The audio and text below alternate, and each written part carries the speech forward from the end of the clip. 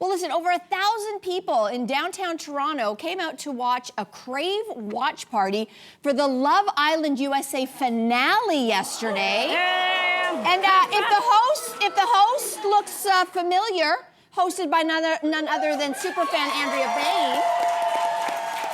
And big success yesterday, and it wasn't the only event of its kind. A lot of bars right across the U.S. reporting significant increases in revenue thanks to viewing parties for reality shows. So do you see the appeal? Would you like to attend a reality show watch party?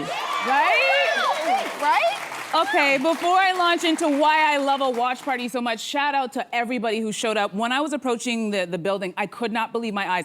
It was wrapped, the lineup was wrapped around 4 city blocks. Wow. And I was like, wow. And it was the best time. We had no incidents. The weather was perfect, and it was the best way to watch. That's my video of me just kind of scanning and taking in the crowd. Everybody just locked in on that screen. And I'll tell you, it felt like this is just no different than going to a concert or a sporting event. You kind of want to be in the collective. Yes, you can sit at home and watch that sporting event, but it's 10 times better when you're watching with a group of people, even if you don't know each other. We were all friends in that moment. So when something crazy went down and Chris was like, I'm not carrying you, we collectively were like, you know, that's the best thing ever. And I would never, ever watch anything that everybody's watching and talking about by myself again. Because before I would have been like, no, I want to stay at home. I want to be in the privacy. I don't want people distracting me. No, that's the fun. You want to be with people. You want to make those friends. You want to be with each other. We had the best time. It was so good. I do think we need that more than ever. Like, we came out of the pandemic and we've been so isolated, and it's taken a bit of time, but I think people are really craving these kinds of collective experiences. And I love this for reality TV shows. I don't love it so much for, like, I think back to my, like, Game of Thrones or like The Sopranos, where you've invested so much time and it's really important, like the plot points are important and the last episode is usually, the finale is so intense. I want to be with just like my nearest and dearest to experience that. I don't want to hear other people's joy or frustration in that case. But that might just be me. I don't know. Do you feel that way? Oh, I do feel that way, Cynthia. TV, I loved everything you said. And for a second there, I was like, wow. It was great. Maybe I should try it, but I won't.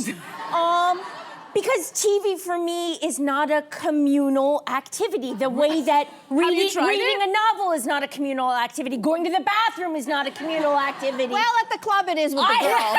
True. It is. That's a good point. I need to concentrate. I don't want to hear, even with reality TV, I was like, maybe I could do like one of the Housewives reunion in a big group like that. Or Drag Race, but that would be fun. That would be so good.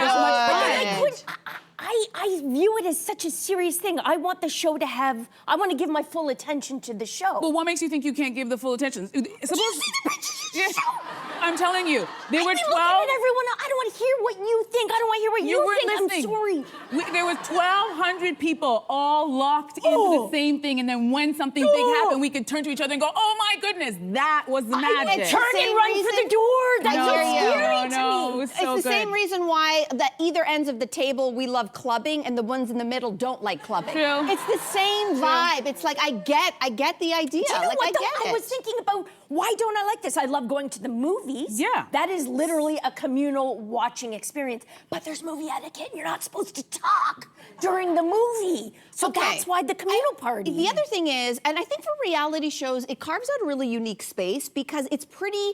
When I say low stakes, I don't mean like a sporting event. You know, like if you're gonna go and watch, because that same venue is used for a lot of the sporting events, and if you go there for a Leafs game, like a playoffs Leafs game, the stakes are so high because the vibe starts really great. Yeah. And then when they lose, because they usually do, the vibe is killed after. Whereas a reality show, it's low stakes. There's gonna be some people cheering for this ending. I don't know. Ending, there were high stakes because if the couple we wanted didn't win, I think we would have been flipping tables in that party. But we got the happy ending that we wanted. So I don't know what? We haven't noticed the I'll just say, it's dawned on me during this conversation that like there's an elephant in the room, which is that we are currently in a communal viewing experience yes, right we now. are.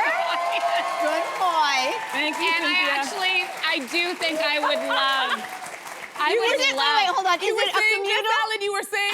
No, it's different. It's different because we're live. You guys are live here in studio. That would be like watching Love Island with the live, like the live like after a play. show. It Like works watching a for play. it works for this though. It works. Yeah. It does. It is. Okay. Hey, you, come a bit closer. We've got so many more must-see interviews, spicy debates, lifestyle tips, and pop culture moments. So subscribe to our channel by tapping the logo below and don't miss out.